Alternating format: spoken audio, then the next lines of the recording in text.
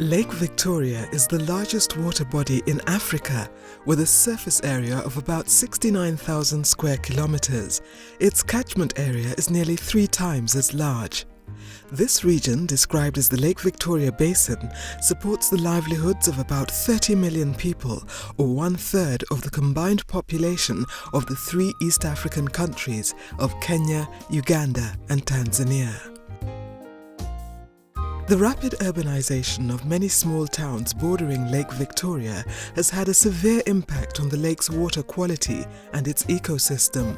These towns are under enormous pressure to provide adequate water and sanitation services for their growing populations. Kuna tatizo kubwa sana la maji kwa sababu hapa tulipokaa kote hakuna bomba ya maji hata moja. Wakina mama wanakuwa na jukumu la kwenda ziwani. Wanachota maji ya kupika, ya kufua, yaani matumizi yote ya nyumbani. Matokeo ni kwamba watoto wanapata matatizo ya kuumwa, kuharisha, kufanya nini na kupelekwa hospitalini. In 2004, UN Habitat intervened to launch the Lake Victoria Region Water and Sanitation Initiative. This is a major program that will enable the secondary urban centres around Lake Victoria to achieve Target 10 of Millennium Development Goal number 7. To reduce by half, by the year 2015, the number of people without sustainable access to safe drinking water and basic sanitation.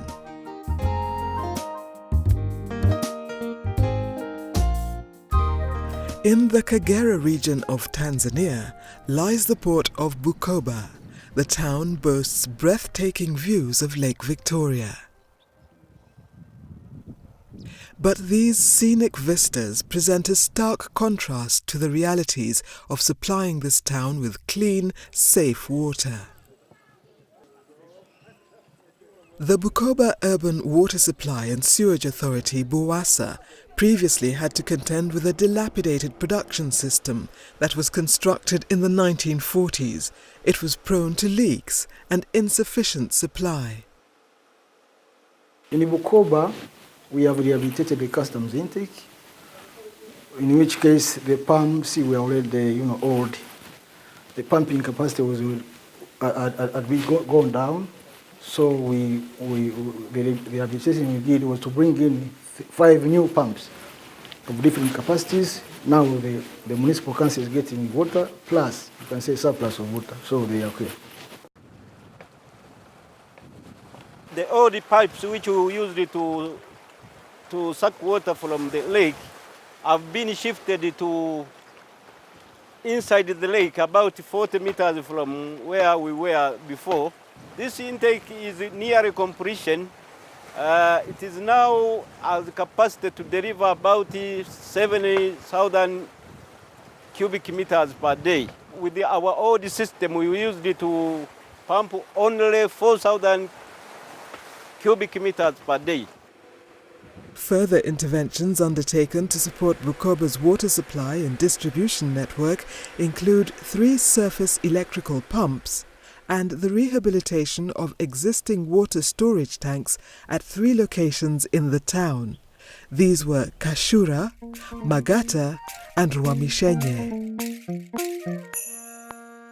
In many of these towns, the infrastructure is often in disuse because of poor maintenance and low human resource capacity. For efficient management and maintenance of these utilities, a structured capacity building program had to be put in place. It's very important to realise that these utilities are not the same type of organisation as in a larger urban area.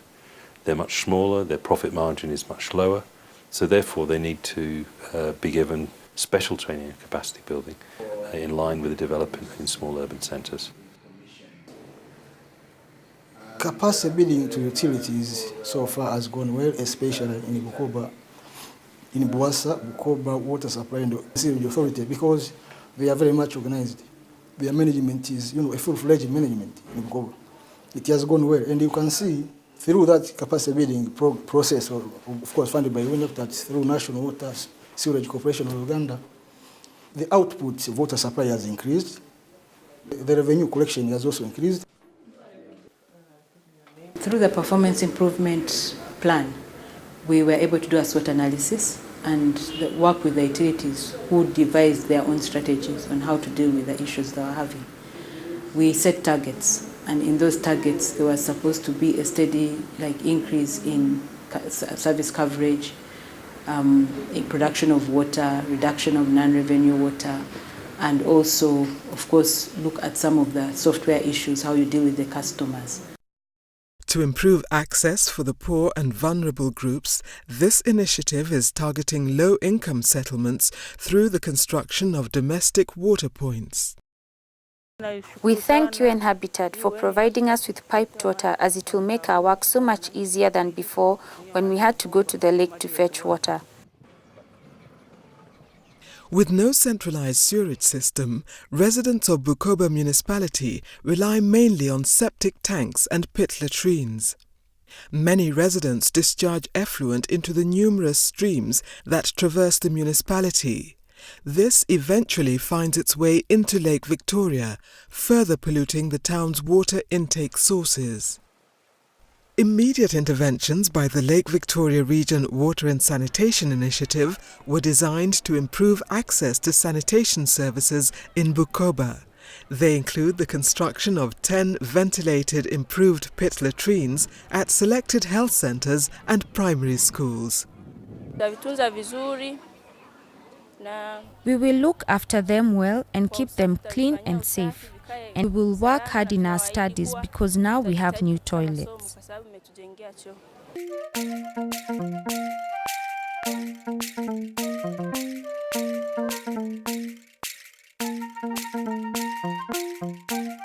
I went to Bukoba and Melebe. I saw the interventions, how they had been constructed, and I saw people getting water for the first time in their life. Can you imagine that after so many years, for the first time, you open a tap and water comes out? So I think in that respect, it was a very great moment for me to see that things really happen on the ground.